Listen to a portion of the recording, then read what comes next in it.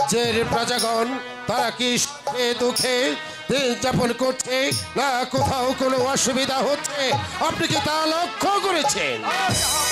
আমি রাজ্য তন্ন তন্ন ঘুরে খুঁজে দেখেছি আমাদের রাজ্যে প্রজাবৃন্দ সবাইকে সুখে শান্তিতে বসবাস। একটা কথা মনে রাখবেন উজির সাহেব, আমার রাজ্যের হিন্দু মুসলিম যে যেখানে আছে তারা যেন সর্বদাই থাকে।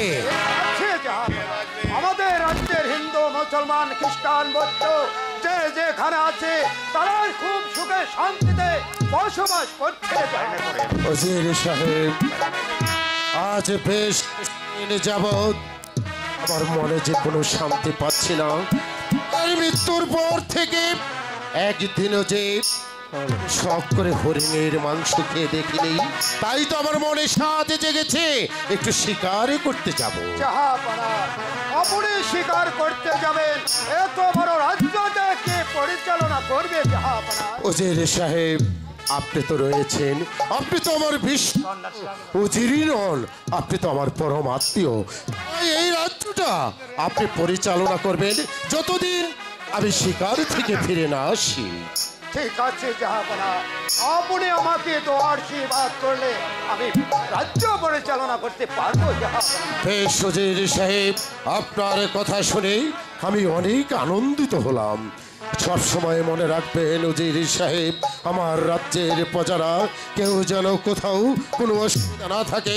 যেখানে বস্ত্রের প্রয়োজন সেখানে আপনি বস্ত্র দেবেন, যেখানে খাদ্যের প্রয়োজন সেখানে আপনি খাদ্য দেবেন, যেখানে সেচের ব্যবস্থা নেই সেখানে আপনি সেচের ব্যবস্থা করবেন। যেখানে খাদ্য দরকার আমি খাদ্য পৌঁছে দেবো, যেখানে বস্ত্রের দরকার সেখানে আমি বস্ত্র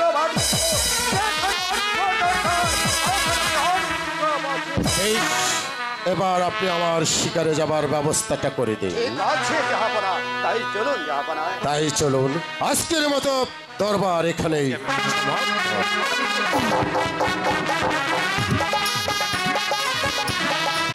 দিন দুনিয়ার মালিক, এবার তুমি আমাকে একটি শিকার বিলে দাও। তুমি যদি আমাকে শিকার বিলে না দাও তাহলে আমি পুত্র সন্তান নিয়ে কোথায় যাব? ঠিক আছে, এখানে যখন আমি শিকার পেলাম না আমি ওইখানে গিয়ে আবার শিকার করব। দেখি আল্লাহ পাক আমাকে শিকার মিলে দেয় কিনা।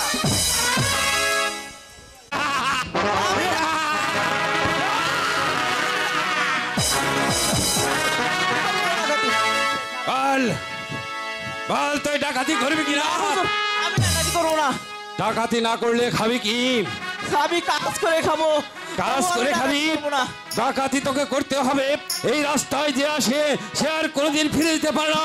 বল তুই ডাকাতি করবি কিনা? আমি করবো না। করবি না? না। বেশ, তাহলে দেখ চাবুকের আঘাত।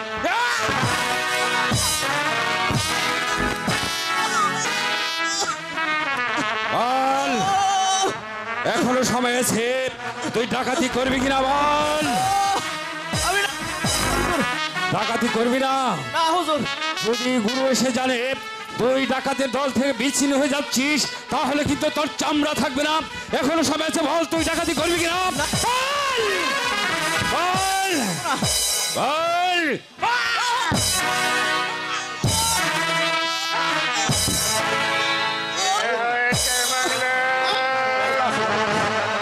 উস্তাদ, ছোট নাকি আজ ডাকাতি থেকে খুব ভালো হয়ে যাবে, তাই আমি বলছি গুরু আসার আগে এখনো সময় আছে, তুই বল ডাকাতি করবি কিনা?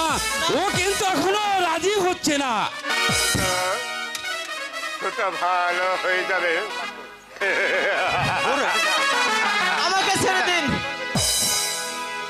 ছোট এই জগতে যে একবার আসে সে আর এই জগৎ থেকে ফিরে যেতে পারে না। তাকে মানুষে কোনোদিন আশ্রয় দেয় না। তাই তো আমাদের ইচ্ছা আমরা পরের ধান লুণ্ঠন করব আর আমাদের গরিব দুঃখী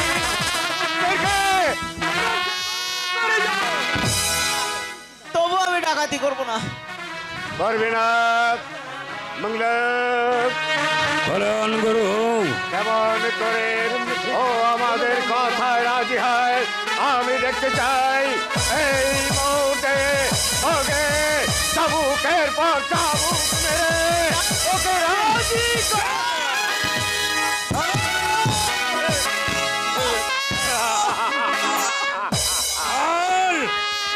বল ডাকাতি করবি কিনা?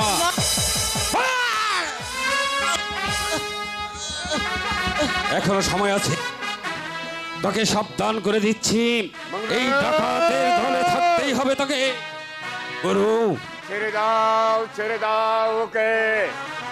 আমি দেখতে চাই ও কেমন করে ডাকাতি না করে।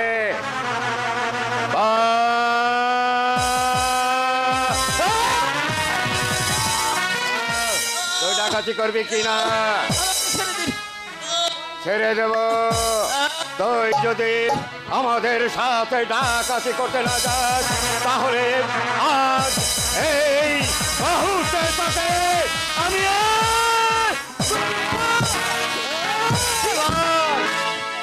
আমাকে ছেড়ে দিন, আমি রাজি।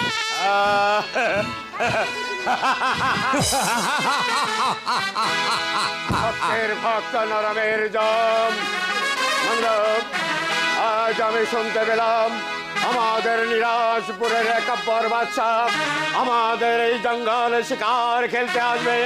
তাই তো এবার চলো যেমন করেই হোক না কেন ওই নিরাজপুরের বাদশার কাছ থেকে ধনমাল লুট করে আমাদের এই গরিব দুঃখীকে বাঁচাতে হবে।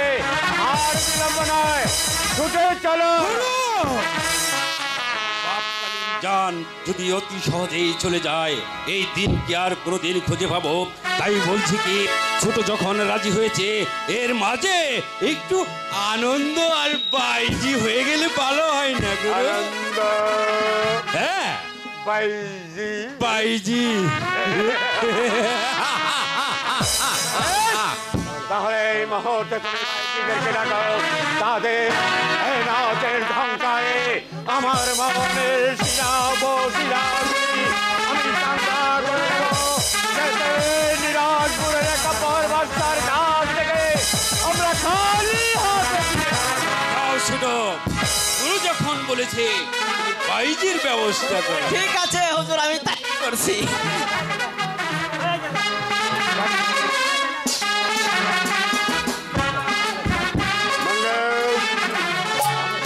দেখলে তো কেমন করে ছোটকে রাজি করালাম।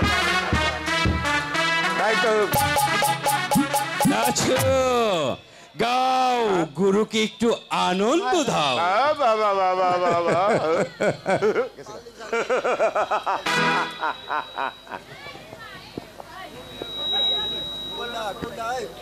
মোবাইল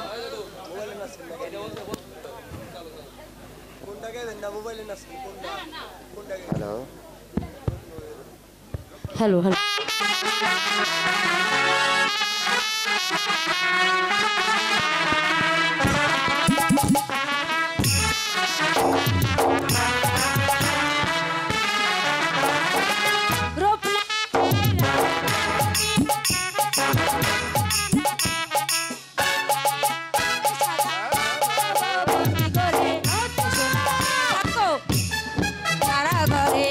হ্যালো হ্যালো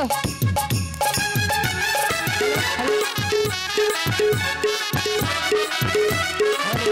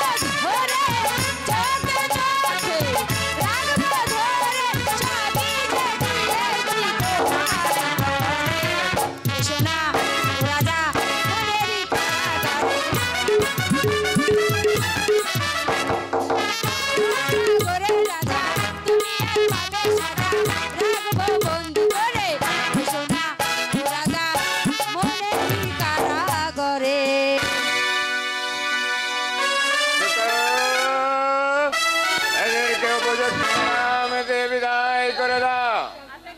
যাও ছোট, তুমি ওদেরকে বিদায় করে দিয়েছো। বন্ধুক, গুরু এখানে আর বিলম্ব নয়, চলো এবার আমরা ওই নিরাজপুরের এক কাব্যর বাদশাকে এই লুণ্ঠন রোধ করে আমরা এই করি হ্যাঁ তাই যাবে গুরু, তাই যাবে। আর দেরি নয়, একাব্বর বাদশাকে ওই তো হরিণটা যাচ্ছে, ওই হরিণটাকে আমি শিকার যা, এটাও আমার হাত থেকে ব্যর্থ হয়ে গেল। তবে কি আমি কোনো শিকার মেলাতে পারবো না? তবে কি শূন্য হাতে আমার প্রাসাদে ফিরে যেতে হবে?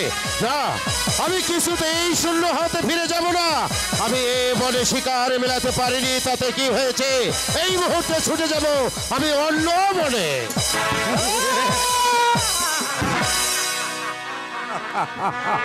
কোথাও যেতে পারবে না রাজা। কে তোমরা? আর আমার পথ আগলিয়ে দাঁড়িয়েছে কেন? তোমরা আমার কাছে কি চাও? আমরা ডাকাত, ডাকাত? পরের দল লুণ্ঠন করাই আমাদের কাজ। তাই তো তোমাকে বলছি, তোমার কাছে যে ধন রত্নগুলি আছে, সে ধন রত্নগুলি তুমি আমাদের হাতের মুঠো দিয়ে দাও। করে বলে দস্য, আমি তোদেরকে ধন সম্পদ সব কিছু দিয়ে দেব। এখানে তো আমি কোনো কিছুই নিয়ে আসিনি, আমি শূন্য হাতে এসেছি। তাই তো তোদেরকে দেবারও মতো আমার কাছে কোনো কিছুই নেই। তোর আমার পথটা ছেড়ে দে।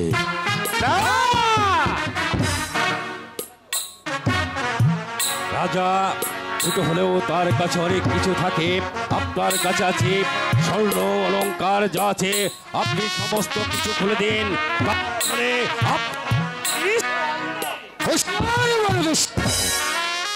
জানে সেরা একা বড় বাদশার বাহুতে এখনো অনেক শক্তি রয়ে আছে। যদি আমার কাছ থেকে আমার হীরা মুক্তা জহরত নিতে চাস, তাহলে তোদের শক্তির পরীক্ষা দিতে হবে। দাও, এই মুহূর্তে নিরাজপুরে একাব্বর বাদশাকে বুঝিয়ে দাও, আমরা ডাকাত, আমরা ভীরু নয়, কাপুরুষ নয়, আমরা দুর্বল না। সবাই বড় দোস্ত।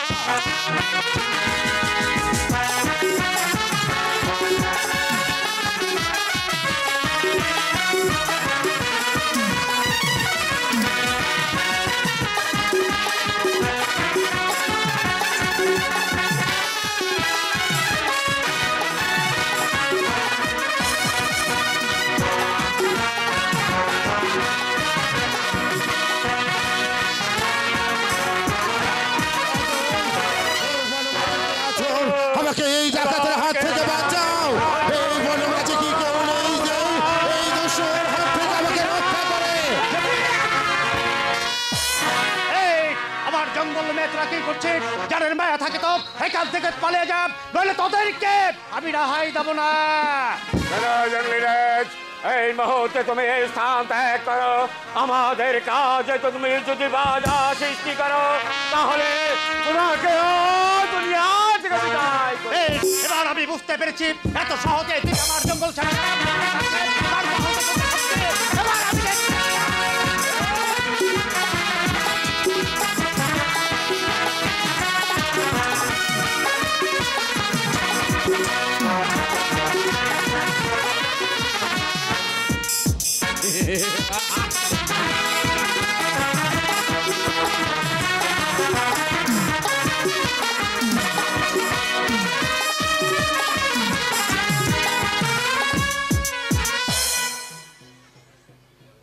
বল তুই কোন আছিস? আগে তো তোকে কখনো এই জঙ্গলে মেয়ে দেখিনি। আমি নিরাশপুরের বাদশা একাব্বর। তুই বিরাজপুর বাচ্চা কাপড় আছিস? দাঁড়া রাজা, আমি তোহাকে একটি প্রণাম করে নেই।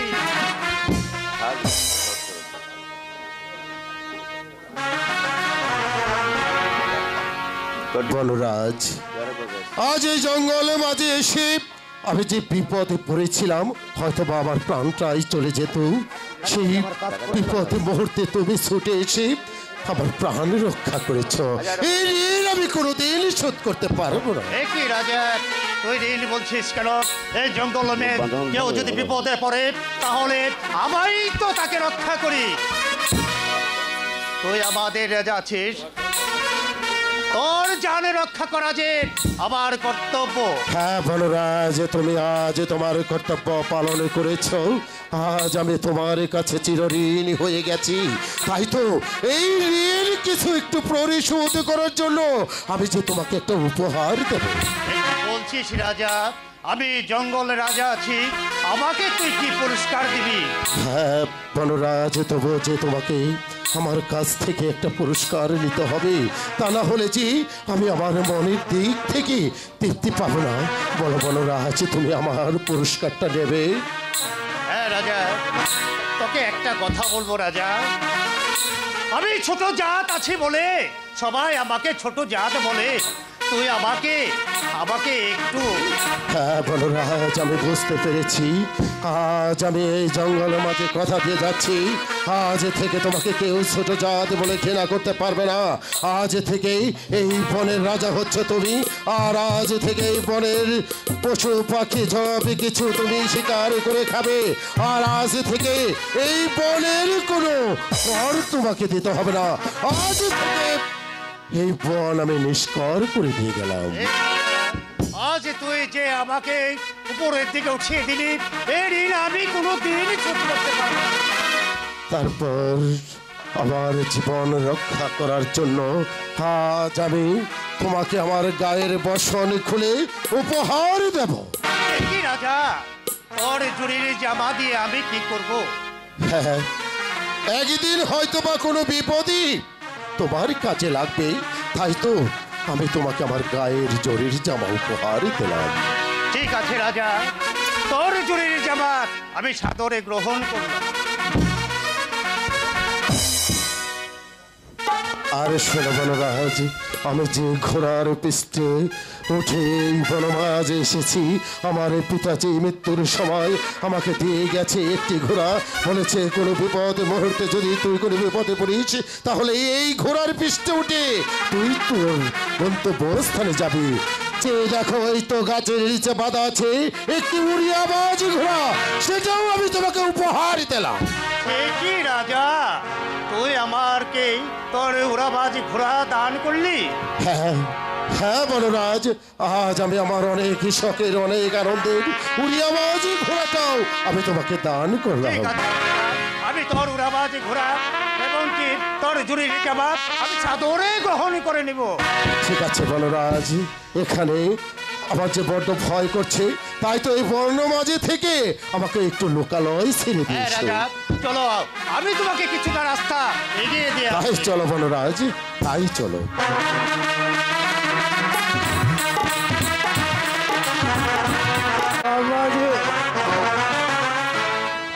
মনের লোকা পাহাড় দিয়া যায়।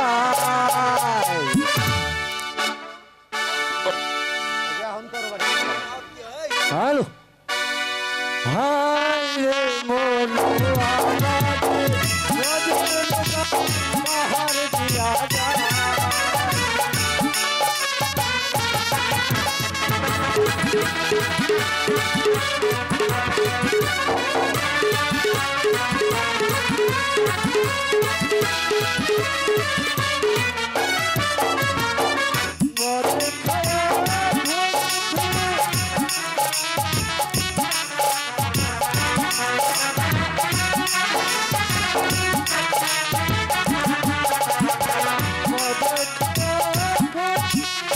হ্যালো হ্যালো, হ্যালো,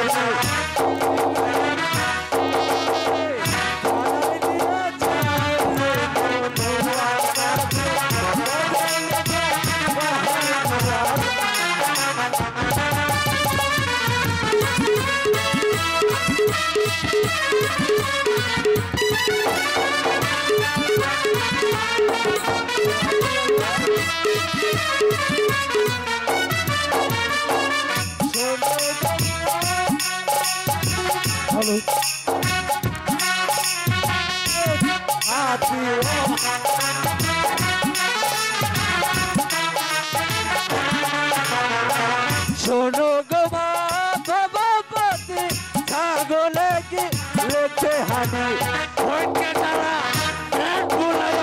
শ্বশুর বাড়ি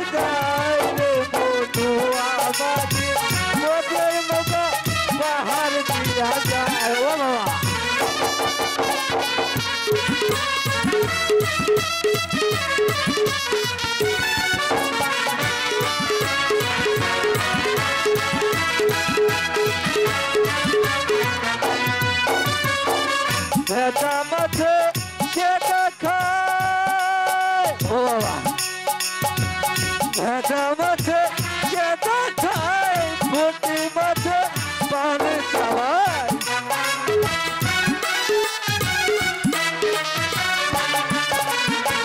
ভেজা মাছে কেদা খায় পুঁটি মাছে পান চালায় বিড়াল চালা ইঁদুর তোরা খায় রে কচুয়া মদর বোকা বাহার দিয়া যায়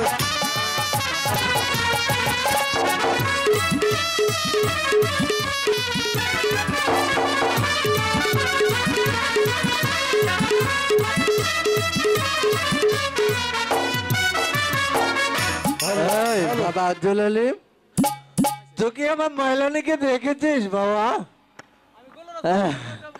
এই মহিলানি আরে কি করে আর কোথায় যায় কে রাখে তার খবর হ্যালো কিরে হ্যালো এই মহিলানি আমার দুইটা মহিলানি সারা পাড়া ঘুরে আর জোয়ান জোয়ান পোলা পাইলে ও বাবা কি বলবো এই কোন দিকে রে আরে মেলে রে তোমায় দেখতে হলো বাসনা আই কি একে না শোনা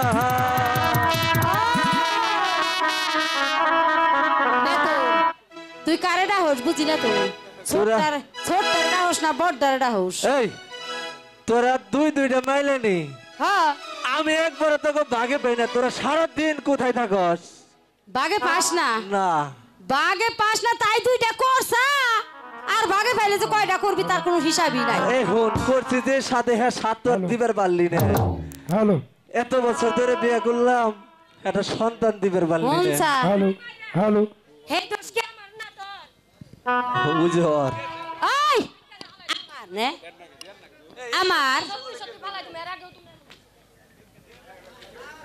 এই মেলানি ওই শোন দোষ হলো তোর দোষ হইলো তোর আরে মাইলা আমগো দুইজনের একজনের দোষ নাই দোষ তোর আছে এ নাই ফোন হ্যাঁ ক দোষ তো তোর না দোষ ওর দেখছা দেখছস কত বড় সাহস এই যে ঝাড়ু দেখছাও গু ফালাও জীবন বেড়ে ঝাড়ুর বাড়ি খাও না আজকে ঝাড়ুর বাড়ি খাও না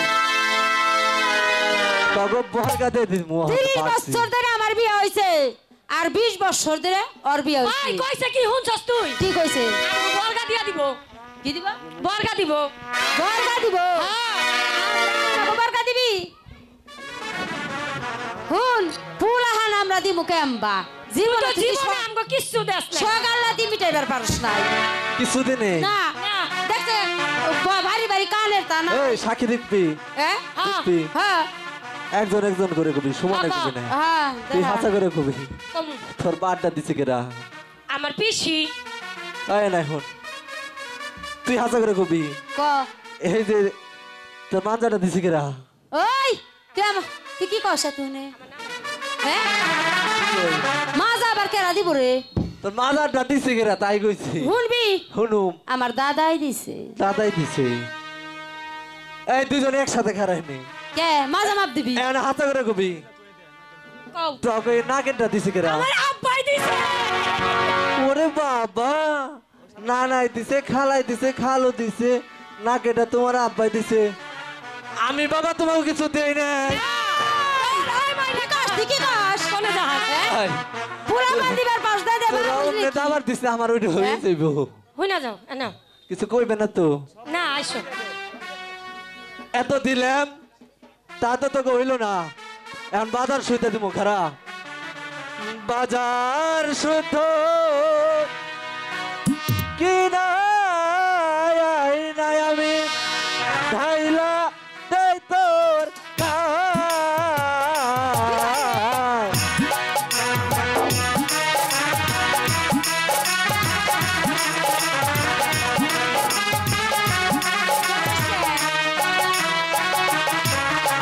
বাজার শুদ্ধ কি নাই আমি ঢাইলা দেই তোর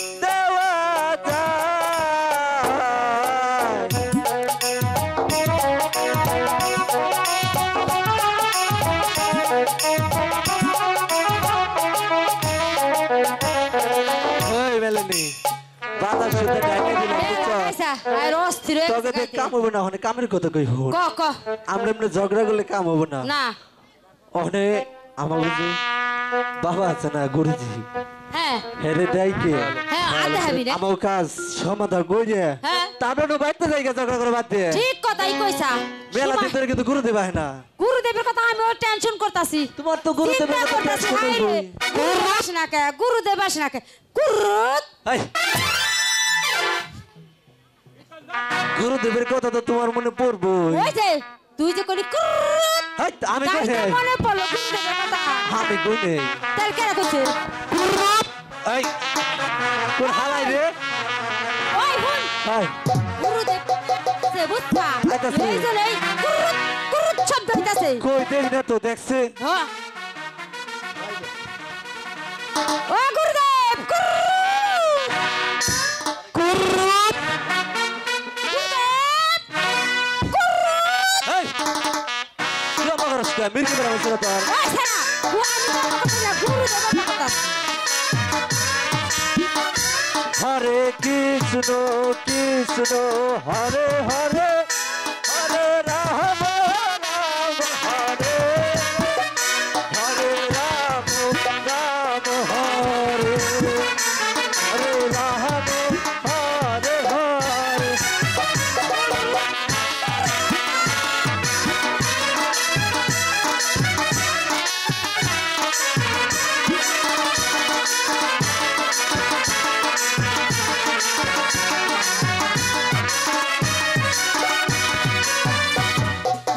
গুরুদেব এই ও গুরুদেব এই বেলে এই গুরুদেব তোর তো স্বভাব ভালো না দেখি ওই আমার কিসের আবার সব গুরুদেব পেন নাম কর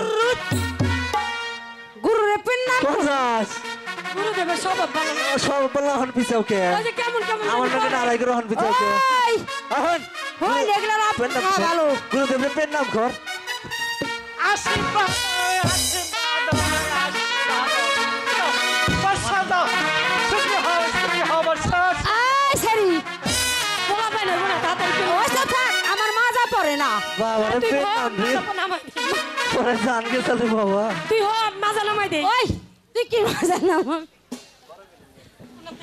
আরে তুই আপন নাম তোকে বড় না আমি আমার পূর্ণাম হয়ে আরে গেছে বল, গা। আগে পূর্ণাম গেছে এই এত ঝগড়া করিস না একজন একজন যা হ্যাঁ একজন একজন যা একজন একজন হ্যাঁ, যাইবো। তুই যা, ও দিছে, ওই তুই যা। এ আবার কি কয় একজন একজন যা এ তোর কথাবার্তা কিন্তু ভালো না রে পেন নাম করবার কইছি পোলা পান্তা এটা দিবারও পারস না খালি মাইসের কাছে কষে একজন একজন করে যা একজন একজন করে যা হেই তুই আমার হরস কে আই গুরুদেব কয় কুরুত তাহলে আমরাও কয় কুরুত ও ওই হুন না গুরুদেবের নে ওই ছোটটার মানে পছন্দ হয়েছে দেখ করে কেমবা টালা পারে ওই দেখ এই ওই তুই আমার ডরাস কে রে? তোর আম্মা করতেছস কে তুই ডরাইতেছিস কে ওই তোরে কে